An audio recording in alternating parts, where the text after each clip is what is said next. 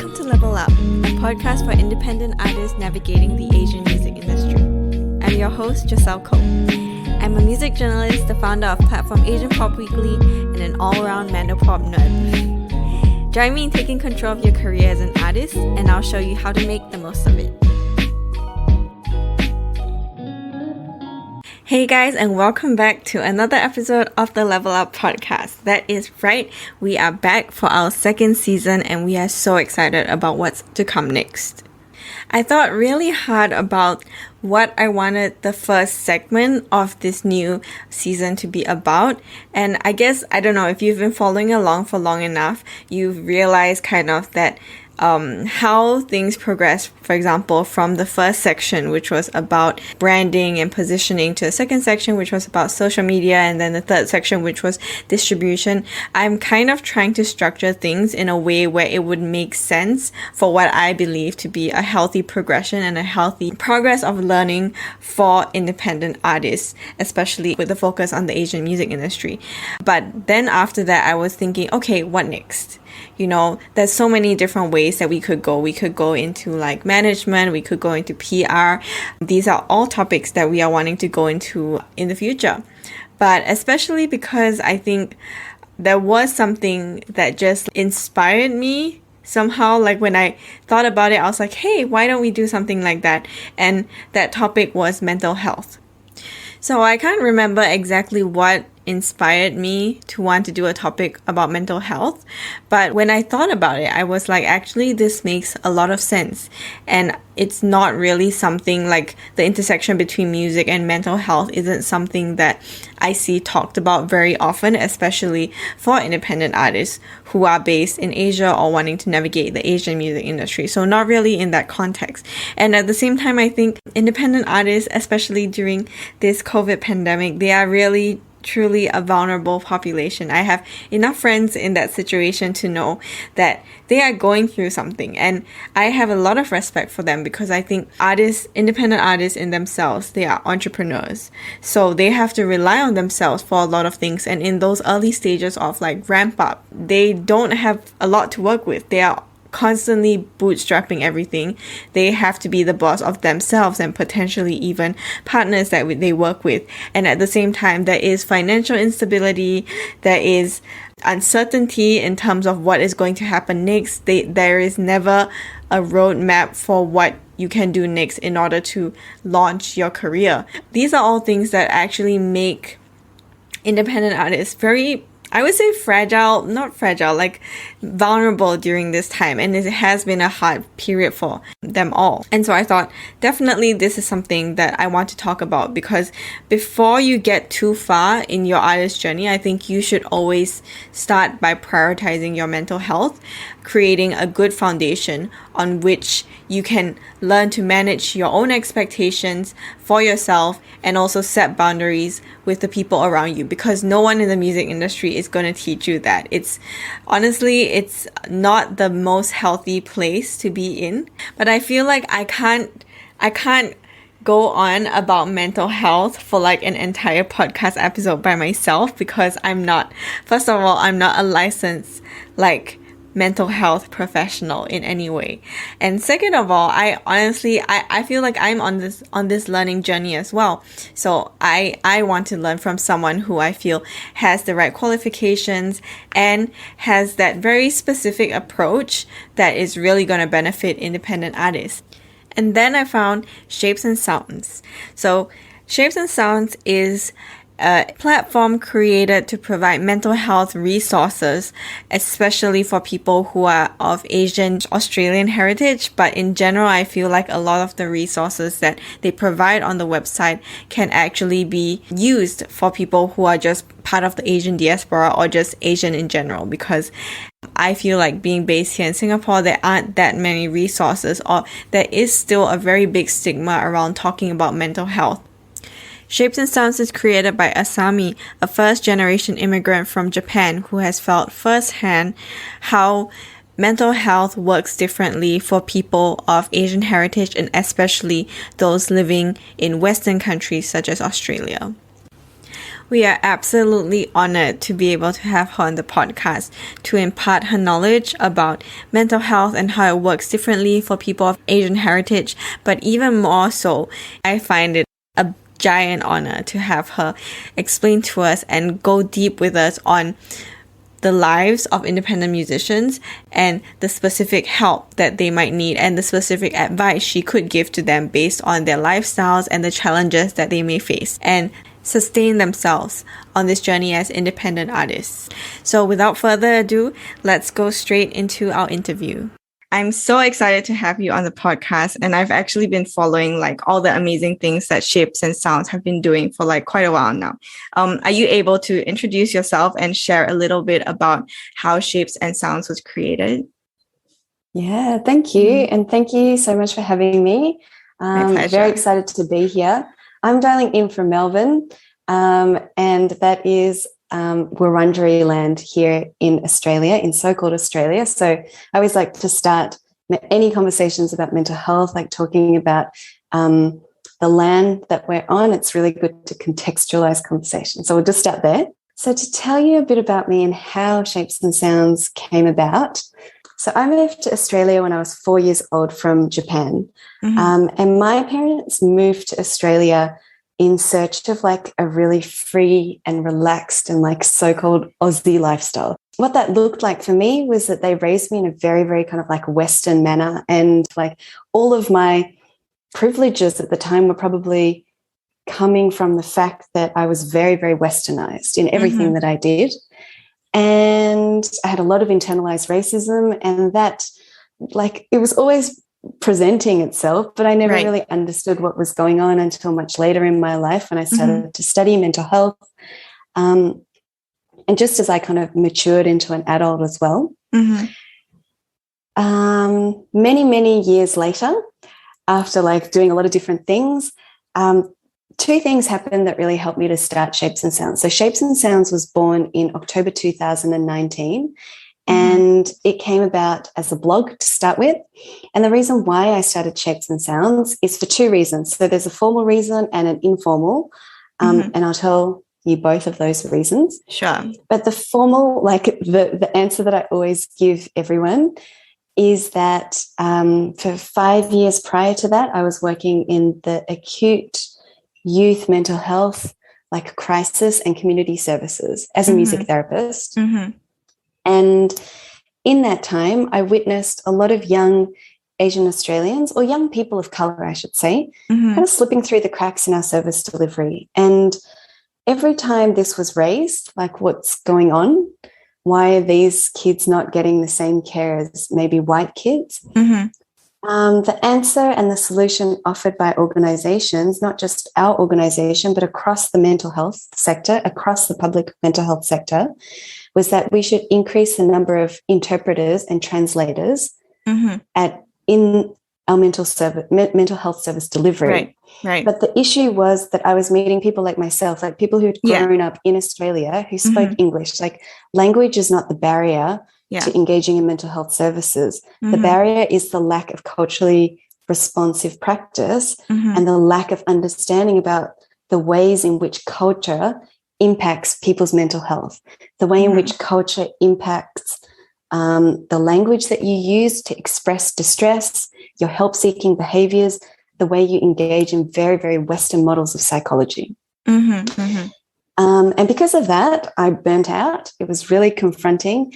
And I turned to the internet, I turned to a blog, and I just started like writing about all of this. And all of these things kind of fueled me to start Shapes and Sounds. First, it was a blog, just me writing. But thanks to the internet, it picked up a lot of traction. A lot of people contacted me saying that they'd had similar experiences, that they wanted to know more. And I was very lucky enough to meet Vianne, who is an organizational psychologist. And together we really structured Shapes and Sounds into what it is today, which is, I would describe it as a resource hub. We have a lot of information about Asian Australian mental health. And it's also a community where Asian Australians gather and meet and talk to one another, talk about their experiences, and feel really validated and seen in their Asian Australian identities, which I think is weird that we haven't had this before.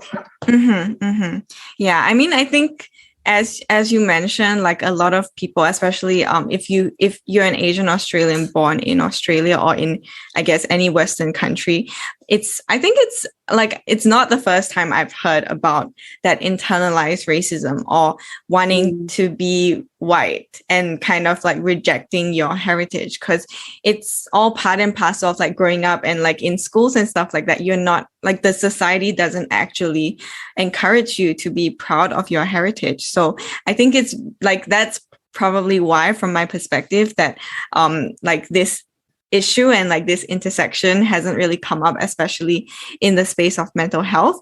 But I honestly think like you're doing some really, really great work. It's really unique. And even though it's meant specifically for Asian Australians, I actually feel like it's very, very useful for just members of the diaspora and even Asian, like just people in Asia, because being based in Asia right now, I do see a lack of awareness and understanding of mental health, and also like how you can how to ask like educated questions, how to get the resources you need, even no matter if it's in like a professional working environment or just in general. I think the conversation here is still at like, it's not at a very high level. So I think what you're doing is really awesome for all those reasons.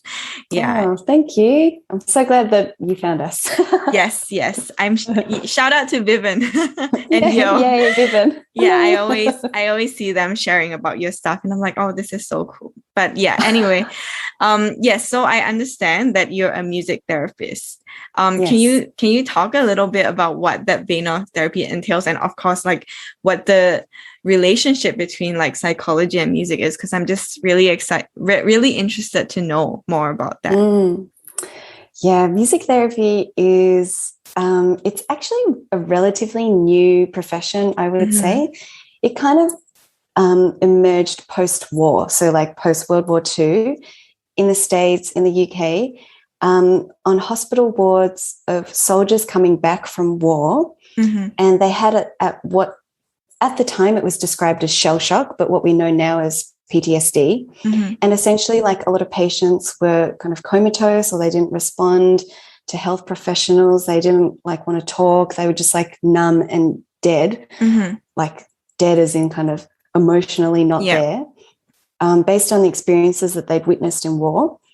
And the doctors what they noticed was that when the volunteer musicians would come in and play music, as you know, as is common in hospital wards, that's when the patients would start to kind of either come back to life, they would talk, they would cry, they would, you know, like something would happen, some emotional release would happen. Response.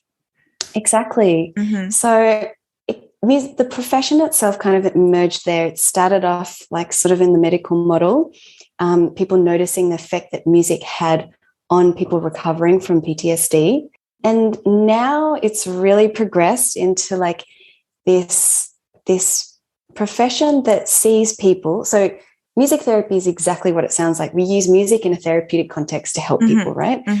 And we're an allied health profession. So in Australia, we sit alongside like speech therapy, occupational therapy, social work, etc. And we span the whole age range. So you will find music therapists in the neonatal unit, at the Children's Hospital, all the way into aged care and palliative care, and everywhere in between as well. So there's only like apparently 1,000 or so music therapists, or maybe like less than that in Australia.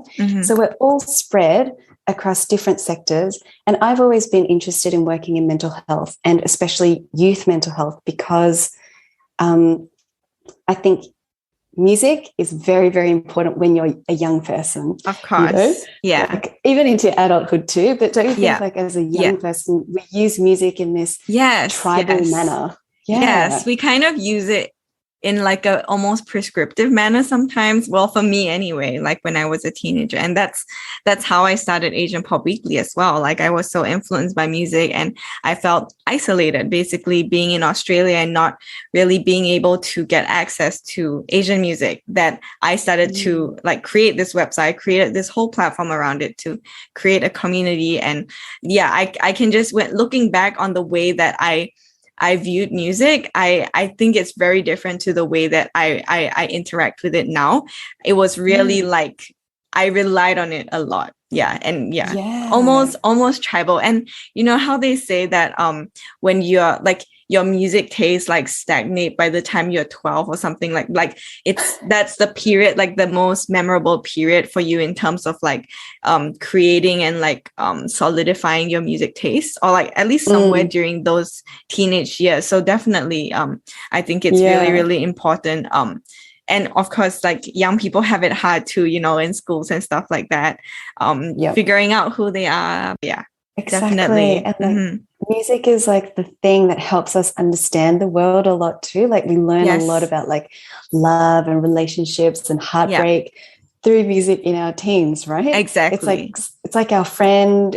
And then we're like 1 week we're like hip hop, and then the next week we change all our clothes because we're more into like I don't know, like anything like pop music or we just follow the trends. We follow what music tells us to do. We're very reactive. I think we're very reactive to music during that time period, and those who are into it are really, really into it. And that's how like idol culture comes about, like fan culture, all that stuff. And what's really interesting is like because we don't have so much reliance on things like religion, and we're not tribal communities anymore, but we're still human beings. That's actually, we use music to fulfill those needs as human beings, like to help us shape, who am I? Like, where is the edge of my identity? And I like hip hop, so I'm not going to hang out with like the goth friends or like maybe like emo. You can see how old I am. But it's really interesting, right? That we actually use music as a resource to help us. I mean, I know that in Asia, especially like in Singapore where I am, I still feel it's a little bit more religious in terms of like the different communities we have here. It's not as secular as Australia, but across the board, like especially for me in my own experience, I know some people are gonna like kill me for saying this, but yes, music is really, in a sense, like like my religion. Like I prescribe to it. I do certain rituals every day. Like I have built this very, very strong, intense relationship with it, and that was especially happening like in my teenage years. So it's really interesting that you drew that that relationship, because I never really thought about it that way before, like the relationship between us being more of like a secular society and our relationship with music, or I'm sure like any other like creative art form. And I just want to add, like, as music therapists, like music now, we always think about what is the purpose of music? How is music used as a resource to promote health for this person? That's like one of the big questions we ask. So what I mean by that is, like, right now music, you know, like a lot of us use music for entertainment, for distraction. It's like a product, right? Like a commercial product that we engage with. But actually music is one of those things that has been present in all cultures across the world for all time. And the purpose of music has long been to help communities of people come together in times when words aren't quite enough. So that's why there's always music at weddings, funerals, like in preparation for war, like propaganda music. There's always music present to help groups of people come together. And that's like a really trauma-informed approach to using music in therapy, because often when you experience trauma, your language centers turn off. So you can't actually talk about your trauma because that part of your brain is actually shut down. But when you engage in that creative expression of music, that's when like different parts of your brain light up, or you may find that you're able to express what you want to say, but it's not through like verbal conversation. So it kind of links back to why music therapy originated. And also, like, this is the kind of work that I've been doing in crisis work and young people experiencing like a lot of trauma. They don't want to talk to a psychologist, but they'll say things like, just listen to this song and it explains exactly what I'm feeling. And then from there, a conversation begins. So it's really interesting in the use of trauma-informed therapy. Awesome. Yeah, I that was actually going to lead me to my next question, because I know that you've done a lot of great work in tailoring mental health wellness programs to Asian audiences, and also probably like a more creative audience. So I wanted to ask, like, since 2019, when you started Shapes and Sounds, have there been any like interesting insights or discoveries that you've made in this like very unique position you're in? Yeah. It's been so interesting. So firstly, I've learned a lot about like how many Asians there are in Australia. And there's actually like 16% of the population. That's on par with the African American population in the States. Like we make up a large portion of Australia. However, we're really missing in media, senior leadership, politics, like kind of everywhere. You know, we're sort of invisible in our experiences. Yes, media representation is increasing, but for many of us, we've felt like very invisible, and we've also felt really alone as Asian Australians. Like, I'm the only one that has this like dual identity. I'm the only one that has internalized racism, and everything has been very silent. It's been like, maybe that's also an Asian thing, that we deal with things quietly and silently, but we haven't had opportunities to like talk openly and externalize a lot of that stress that's been sitting in our bodies. So that's been really interesting to see. So some stats: we make up 16% of the Australian population. Out of the people accessing mental health services in Australia, only 2 to 3% of those are Asian. Right? Wow. Yeah. And then when you get into your involuntary and acute care, then we become a bit more representative of the general population. So it means that there is a huge gap of people that aren't getting the support that they need, and they're struggling in silence. And we're just like perseverance. In Japanese, we call it like gamang and gambaru, which means like just deal with it and just keep going. And I think many people are doing that. So that's been one thing that we've really noticed amongst our audience, is that people just persevere. And grit is huge. Yeah. I think the sense of perfectionism and overachievement is huge as well. Like this need that we always need to do more, that we need to like prove our worth, that we have to be grateful for every scrap of anything that we get thrown our way. Yeah. And another thing is the huge presence of trauma in the lives of Asian Australians. And that's like racialized trauma from being Asian in Australia, and also intergenerational trauma. You know, like our grandparents were alive during the war, or many of our grandparents were around during the war, World War II. And then, you know, they didn't have resources to kind of deal from that experience. They just like got on with their lives. And then our parents grew up with those parents, and then it's in us now, right? Yeah. And as our generation and the younger generation, we now have the freedom and the flexibility to kind of look inwards a little. And the moment you sort of look inwards, that's when it all starts to burst out as well. Yeah, like a can of worms. Exactly. The worms have been released, I would say. Wow. Yeah. Yeah. I think there's so many interesting insights, and I definitely relate to a lot of them as well.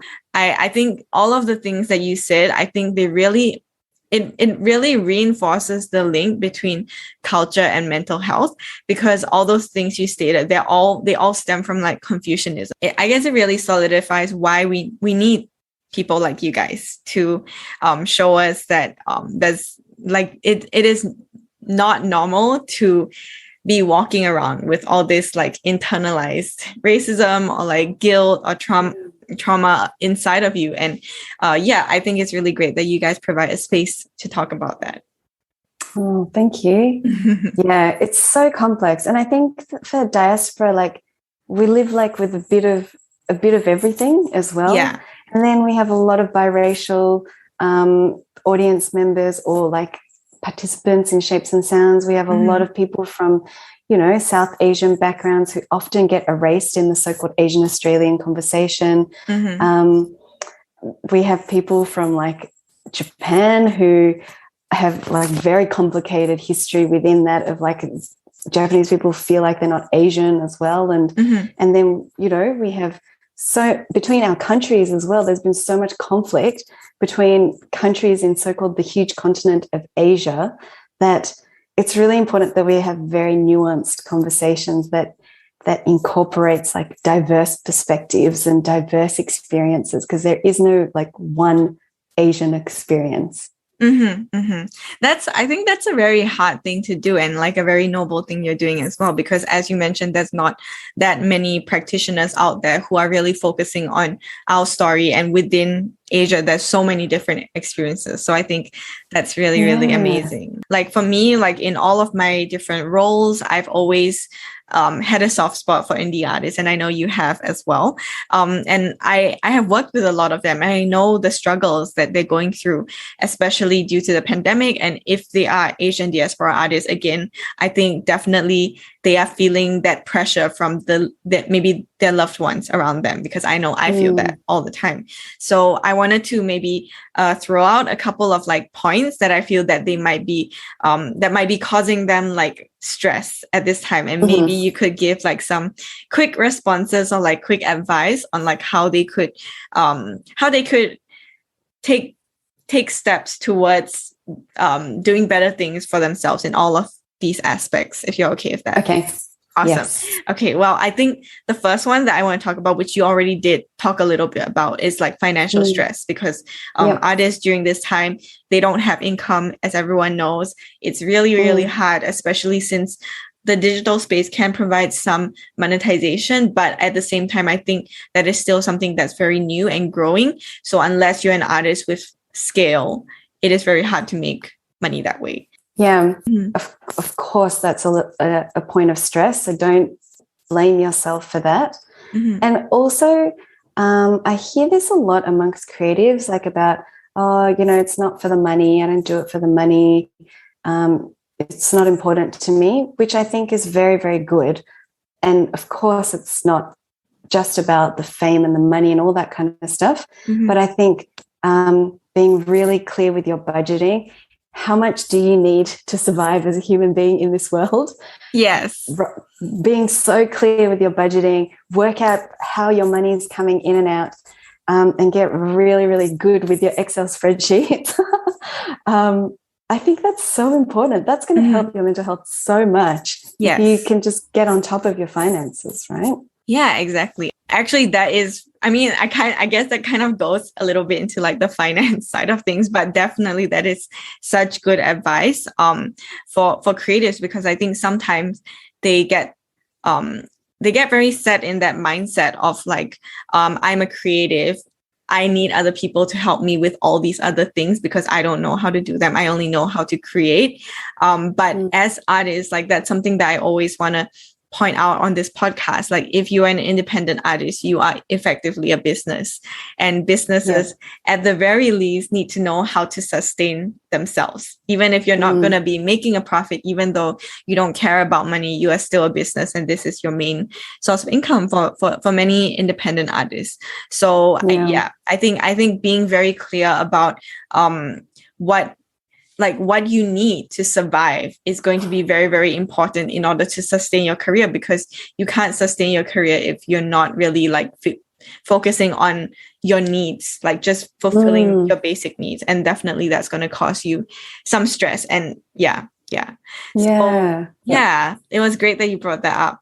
And then the second one that I kind of wanted to talk about was self-reliance, because I do feel that independent artists, they don't get a lot of support, because effectively sometimes they don't even have a team if they're at those earlier stages, and they're really like working in startup mode, like just trying to figure everything out themselves, not necessarily just in terms of mental health, but just in terms of like figuring out all the different areas of the music industry. So like publishing, understanding distribution, understanding how touring works, like trying to figure out who can help me to make this happen, because there is no set rule book on how the music industry works. And I know that does cause a lot of stress and trauma for artists. So I wanted to know how they could really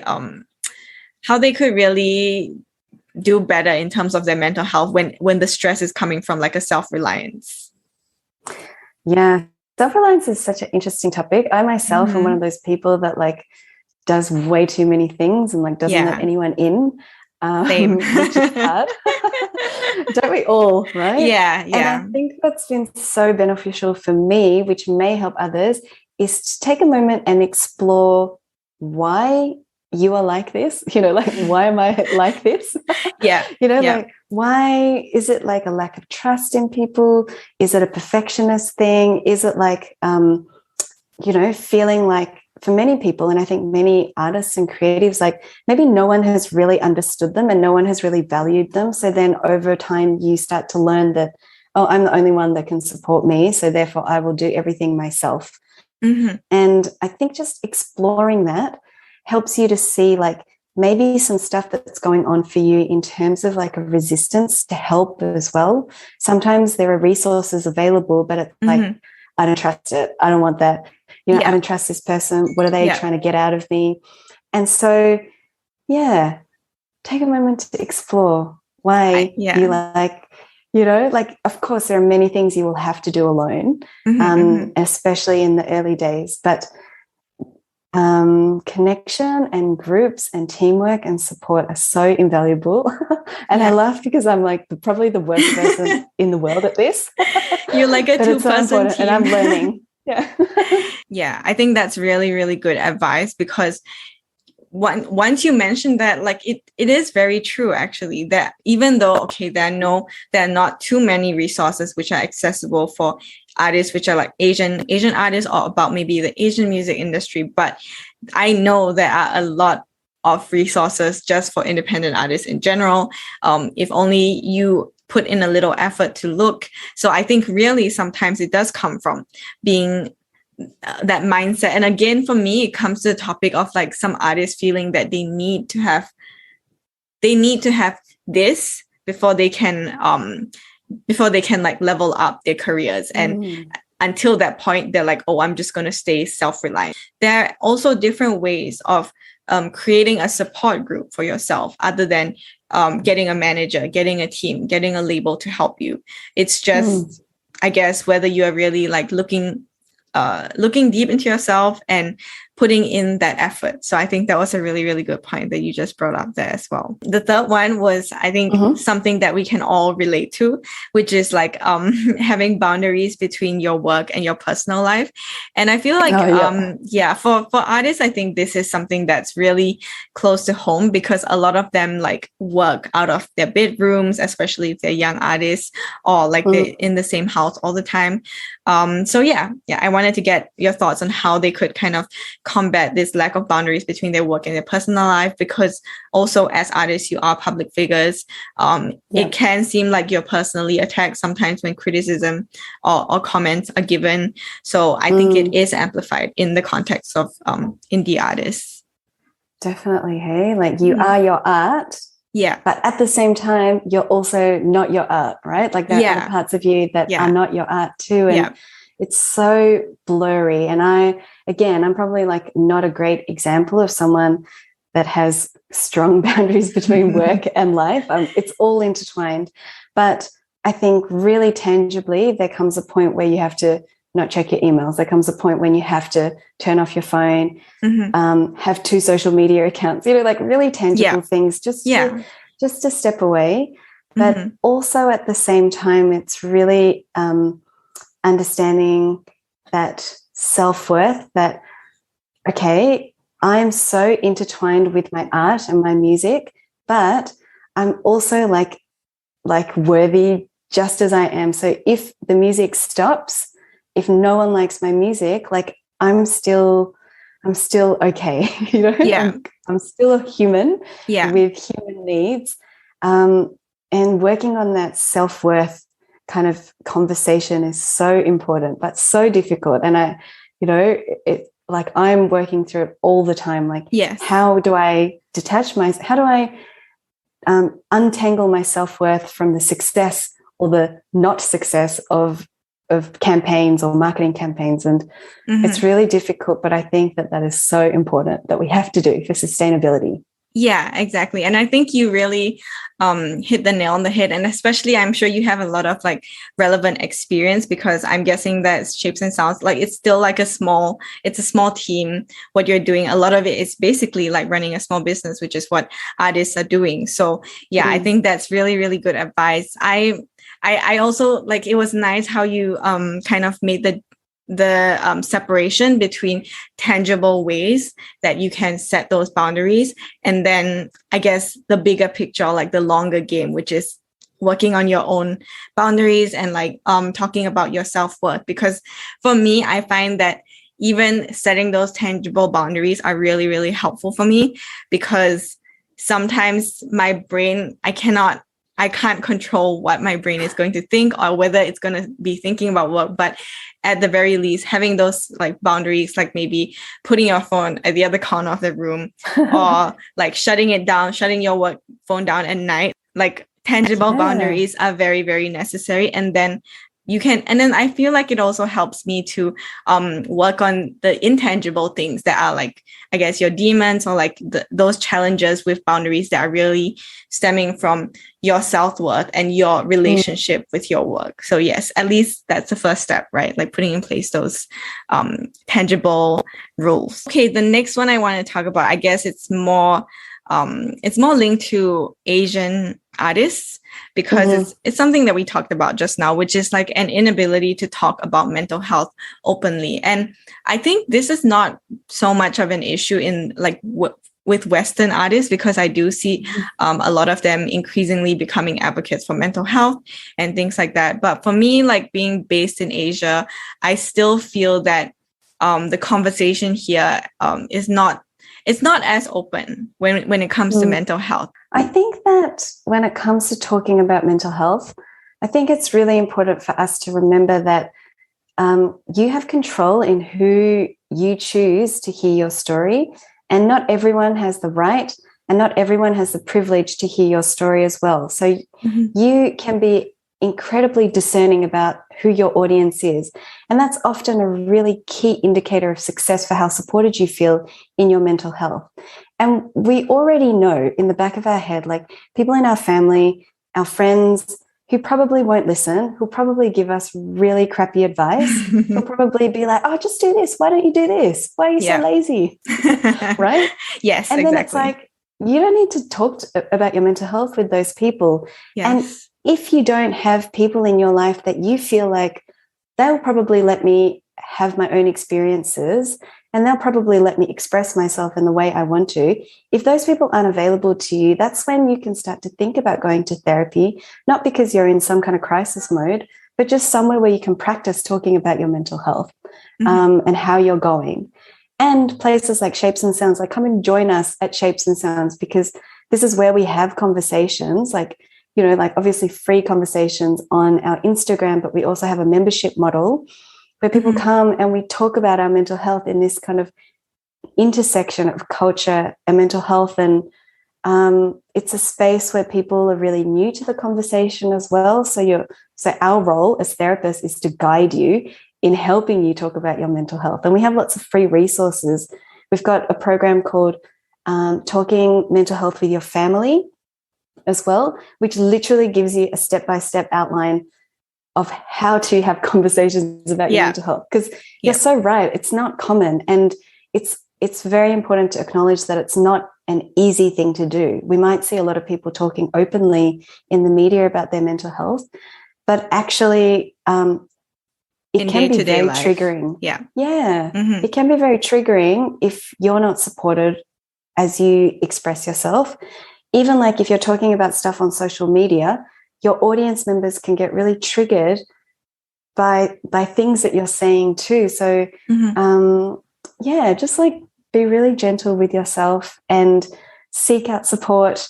And there are resources that tell you how to talk about your mental health too. Yeah, I think it is, as you meant. I think you mentioned two like really important points. The first one being that you know which other people you should be talking to about your mental health and which you shouldn't. And sometimes you just choose to talk to those people anyway, and that's like a whole nother thing. But I feel like it's kind of self-destructive behavior, which I do sometimes as well. But then the second thing was kind of that. I guess. It's important to be discerning about the people you talk about it to. And it doesn't always have to be an open conversation like with fans or something like that. Yeah, I think that's a very important, an important point that artists need to take note of, because talking openly about it, it can happen in many different settings. Yeah. Mm-hmm. And I guess the last one is that sometimes, as I mentioned before, artists might have experience of being in like certain traumatic circumstances. And I think it happens a lot in the music industry because the barriers to entry are not high here in terms of like education level, in terms of qualification, and also because the fact that what your craft is tied so closely to you as a person, and the lack of boundaries that causes, especially for people working in the music industry. I think that all kind of leads to like an increased rate of exploitation and potentially even like sexual harassment and even like rape. And I know there's a big conversation in the Australian music industry happening about this sexual harassment within within Australian record labels that are happening towards women at the moment. So yeah, I wanted to know how you would best advise artists to start this conversation. Yeah, I think definitely like you're not alone, and don't do it alone. There's no need to push through trauma, that supports are available. And yes, they cost time and they cost money, but there's nothing more important than feeling safe and taking care of yourself. So if you have experienced something, like, it is a bit of a journey to find supports, but definitely do it. Reach out for support. You don't have to do it alone.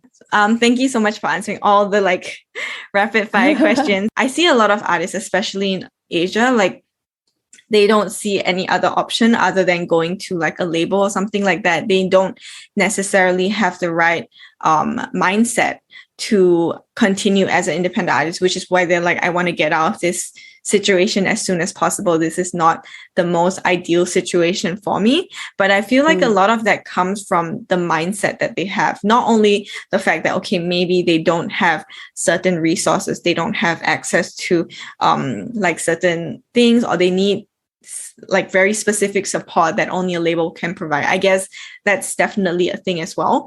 But I also think people confuse that with the mental health side of things. Like maybe they're getting into their own heads. Maybe they don't realize that. I mean, it's really about a mindset change that needs to happen in order for them to really make good decisions about their career. And that's really what the Level Up podcast is about. Like, I think we talk a lot about how not about specific resources that, oh, you go and do this, go and read this or whatever. It's really more about asking questions to help you change your mindset and your perspective about being an independent artist, so that you can really, when those big decisions come, you can be in like a really, really good position to make it. And that's why I think mental health is a really, really important conversation to have, because I think it's a really, really big part of it.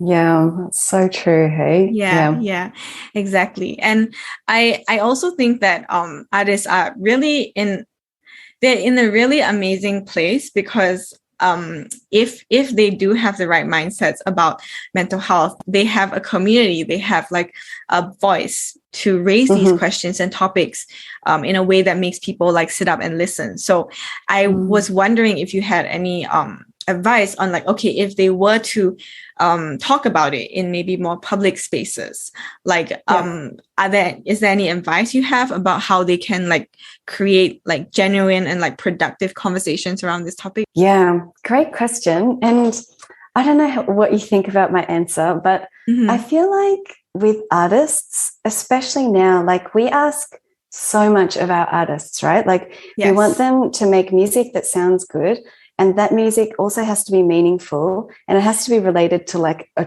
traumatic experience in their life. And they have to have a social justice cause now. Yeah. And they have to like wear ethical clothes and like they have to do everything. And then they have their Instagram, so they have to like look amazing and have a beautiful aesthetic as well.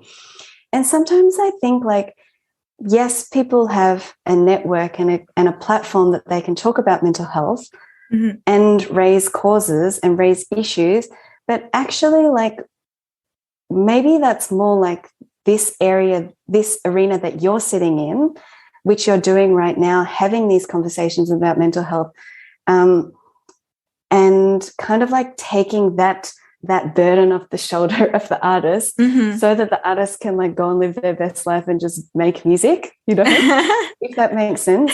Yeah. Because I think something that's really important is we lead by example. People are always watching what we're doing rather than like listening to the words that we're saying. People kind of, you know, people learn through watching, like they're sensing things about you.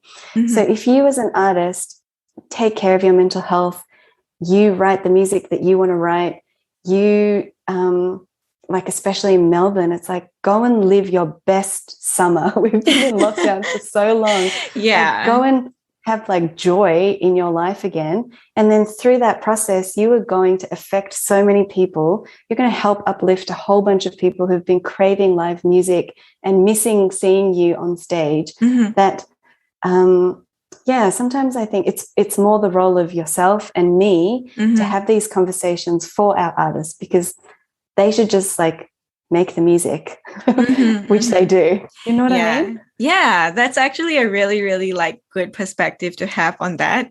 I think I do agree. In a certain in majority of me agrees, and then sometimes like I feel, I mean, because sometimes maybe the artists themselves, they do feel strongly about this particular topic and they want to be vocal about it just because they have that social justice element to their experiences or something like that. So I think maybe in certain spaces, yes, they can talk about it openly, but of course only if they want to. I think it's very unsustainable to expect every artist to have this social justice focus, because then it becomes like a gimmick. And if it's not like authentic, then of course it's not going to resonate with your audience anyway. And as you mentioned, like I think you're right, it should come from like the artist taking care of their mental health, taking care of their craft, working on that, and then if it comes through in their music, it'll come through in their music, right? Like if they're like they feel so strongly about this particular cause, it will come through. So that's, I think it's really, I love that you gave that advice. It's like something that was not expected, I don't think. But yeah, I love it. Yeah. And I think, okay, I'll give like a tangible answer as well. Like, I think if you want to talk about things like, you know, mental illness or difficult things that have happened to you, know that if you have a platform, a social media platform, like it is a privilege, like you have a lot of power, I should say. You have a lot of power when you have a platform, and that means that takes like responsibility as well. You can't just throw around things like this awful thing happened to me, because the people that engage in that content will also get triggered by that. It's really, but this is like social media, you know, and also the most shocking thing that you say gives you the best algorithm as well. Like, or like, you know, affects the algorithm the best and you get the most engagement. So being really mindful of that, like not going for shock value when you talk about mental health, because yes, you'll get more engagement, but actually, like, are you really promoting and talking about mental health, or are you making your followers feel more anxious and more stressed? Yes. So you can kind of think about that when you share messaging too. Yeah, I think that's also like a really good tangible advice, because I think artists also have a very complicated relationship with social media. I guess most public figures do. And yeah, you should definitely think about that, especially if your message is coming from a good place, which it should. Yeah.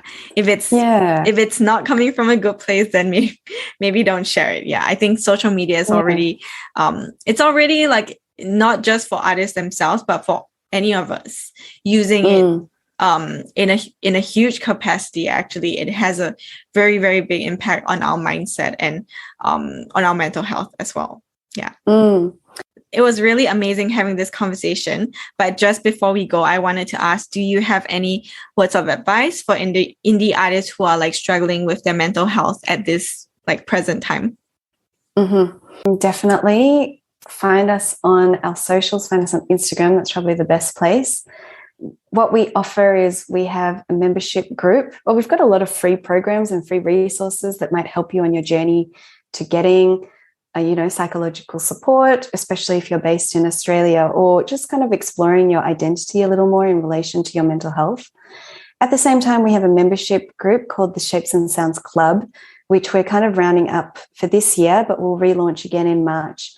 And that's a really soft entry point for people interested in prioritizing their mental health, interested in forming like a culture of caring for your mental health, rather than just like,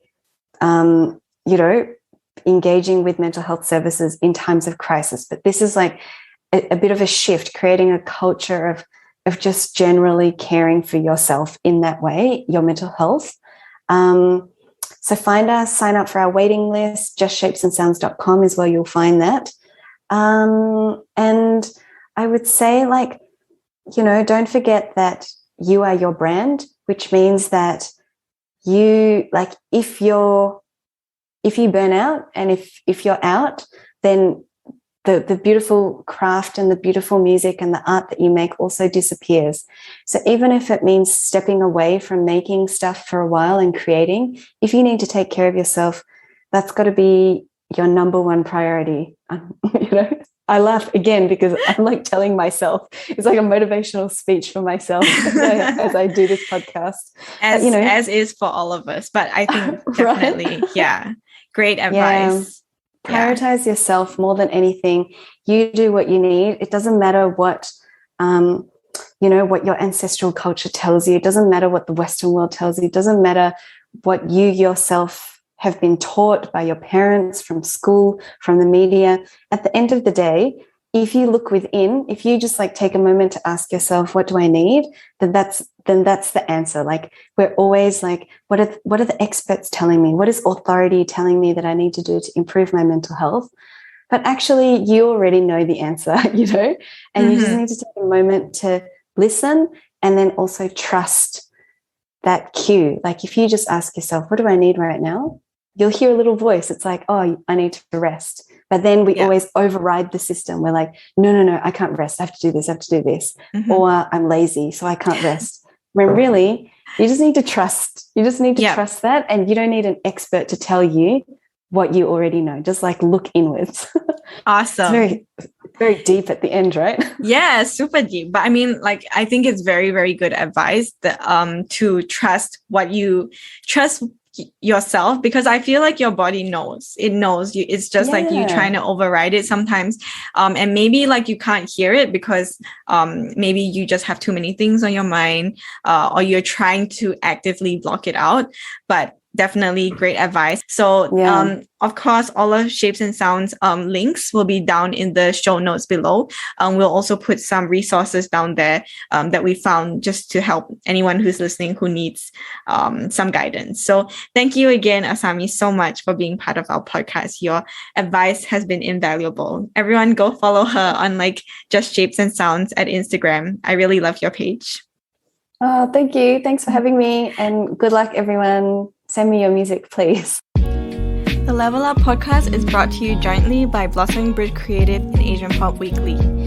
Be sure to follow on our socials at Asian Pop Weekly, and also check out our website if you're looking for more Mandarin or Asian music content. If you like what you're hearing on this podcast, be sure to like, subscribe, and follow, and we'll see you on the next one.